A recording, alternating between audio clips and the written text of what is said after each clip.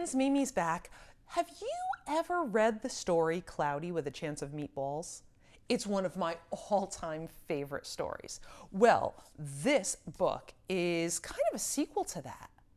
Now, in Cloudy with a Chance of Meatballs, what happens is I believe it's Grandpa, starts telling his grandkids a story about this town called Chewandswallow, where the skies open up and the way the people eat is 3 times a day, breakfast, lunch, and dinner, falls from the sky. So you want orange juice? Just hold up your cup. You want some pancakes? Hold out your plate. It's such a great story. If you haven't read it, go read it now. This book is called Pickles to Pittsburgh. It's the sequel to Cloudy with a Chance of Meatballs, written and colored by Judi Barrett, drawn by Ron Barrett. Okay, there you go. Can you see that?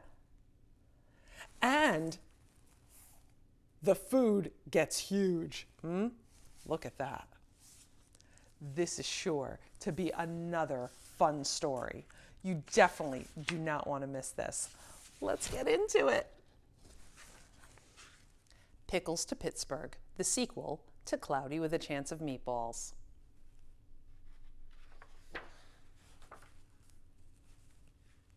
Dear Henry and Kate, I'm having the best vacation ever, but I don't get much rest.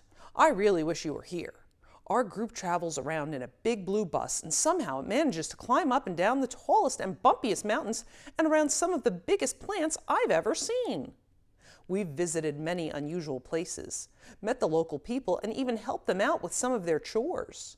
I'm taking lots of pictures because this place is hard to believe. Can't wait till I see you next Thursday. Love and hugs, Grandpa. Where do you think he's visiting?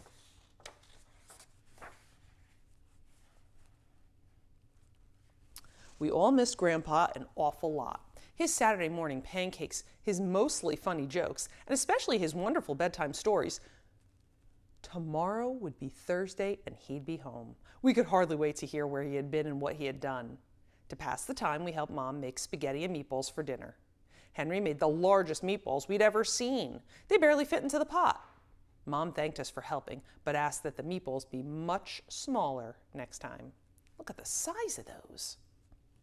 After we finished eating, Henry and I cleared the table so we could help bake a special welcome hope cake for Grandpa.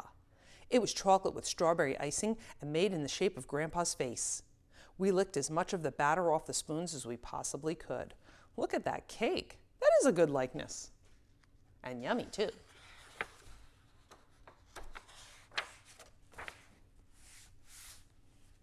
I took Grandpa's postcard up to my room and put it on the little table beside my bed. I kept staring at it and wondering. The lamplight made a bright photograph of a wonderful place that seemed somehow familiar.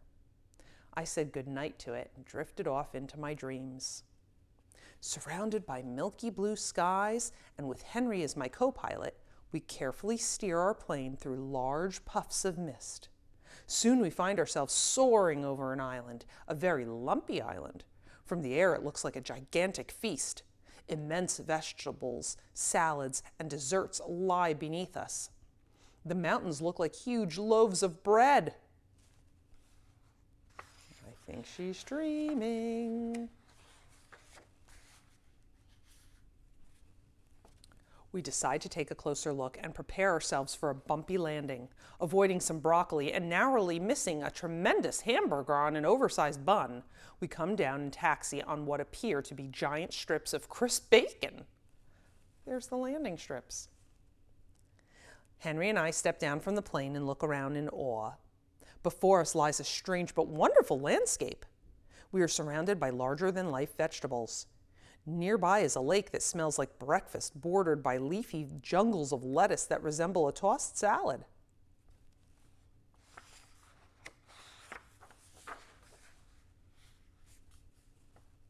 We try to keep our balance as we walk around the top of a gigantic bagel and past a forest of towering carrots. One is pierced by a tunnel large enough for a car to drive through. Off in the distance, we see a popcorn snowing down onto the peaks of enormous rolls. Way above our heads, high up in trees that look like broccoli, Chubby birds are nesting in huge shredded wheat biscuits.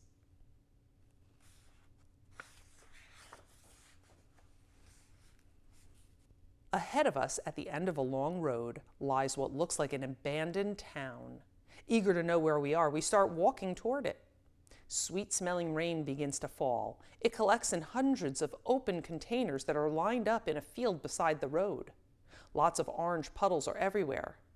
Orange juice! Look, he's opening his mouth to let it go right in. All of a sudden, we find ourselves standing in the shadow of a giant tuna fish sandwich being delicately airlifted by a helicopter. In the distance, another helicopter races off with a jumbo pickle in tow.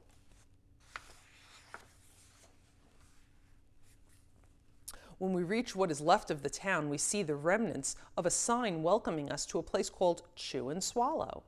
Somehow I know I've heard that name somewhere before.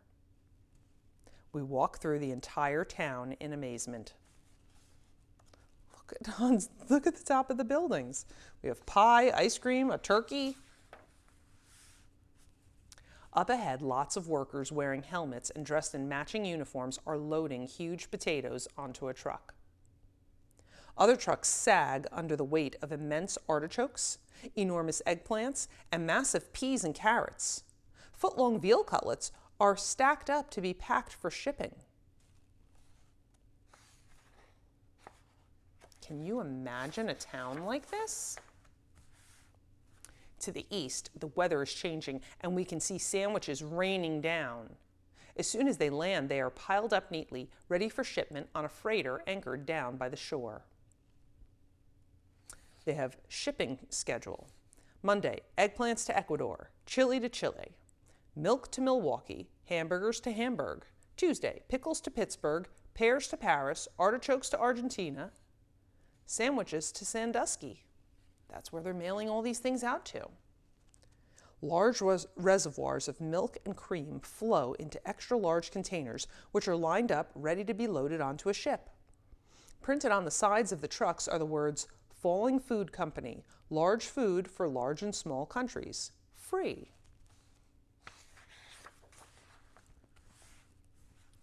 One of the workers tells us that Chewandswallow used to be a very ordinary little town, except that instead of weather, food rained down from the sky for breakfast, lunch, and dinner. Back then, he says, by some quirk of nature, the falling food grew larger and larger. Storms of gigantic food threatened normal life. So the people took their belongings and sailed away to a new land on rafts made of huge slices of stale bread. Stale means it was old and got hard. They returned years later to see what happened to Chewandswallow. They discovered an endless food supply and decided to create the Falling Food Company. Now daily shipments are made to all parts of the world, from the smallest towns to the largest cities. As soon as the food lands, it is wrapped, boxed, bottled, or packaged, and sent out to people who need it. Even with poverty and drought throughout the world, there's always enough food for everyone. Henry and I think this is a great idea. We wish we could stay and work here, but I don't think they hire kids. It's getting late and we hate to leave, but we really have to be heading home. Mom's expecting us for dinner. The workers give us a 2-foot wide chocolate chip cookie, which we carry back to the plane. It just barely fits through the door. Now that's my kind of cookie. We buckle up. I rev the engine and we start rolling down the bacon runway. As everyone waves goodbye, we can see dinner approaching from the west. Spaghetti and meatballs, I think. As we gain altitude, Chewandswallow slowly vanishes into the distance. My alarm clock woke me with a jolt.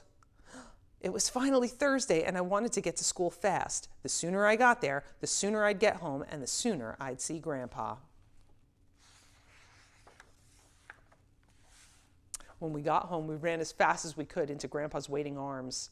I brought back something for you, said Grandpa, and he gave each of us a very large box containing a chocolate chip cookie he had gotten on his trip. They were the biggest we had ever seen, almost 2 feet wide. Mom made Grandpa's favorite dinner, chicken and dumplings, and we surprised him with our special welcome home cake. He chose the slice with the mustache. By the time dinner was done, it was late and Grandpa was tired. When he was all tucked in bed, we knocked on his door to give him an extra goodnight kiss. Then I told Grandpa the most wonderful tall tale bedtime story he'd ever heard. It began, surrounded by milky blue skies, and with Henry as my co-pilot. Grandpa stayed awake till the very end. Then he looked at us with a very funny glint in his eye and said, "Wait till I show you the pictures I took on my trip." And then he drifted off into his own wonderful dreams.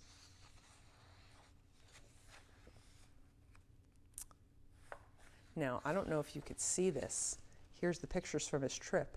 Let's zoom in on those. You see what, whoops. Do you see what's on those pictures? Popcorn, donuts, big cake. So does this town exist? I guess we'll never know. What did you think of this story? Wasn't that a real fun story? How many of you have read Cloudy with a Chance of Meatballs and were familiar with the town of Chewandswallow? Oh, a few of you. Okay. Well, I hope you enjoyed this as much as I did. And if you did, please like, share, and subscribe if you are not already a subscriber. Please tell all your friends. Come on back next week for another fun story, and we'll see you soon. Bye-bye.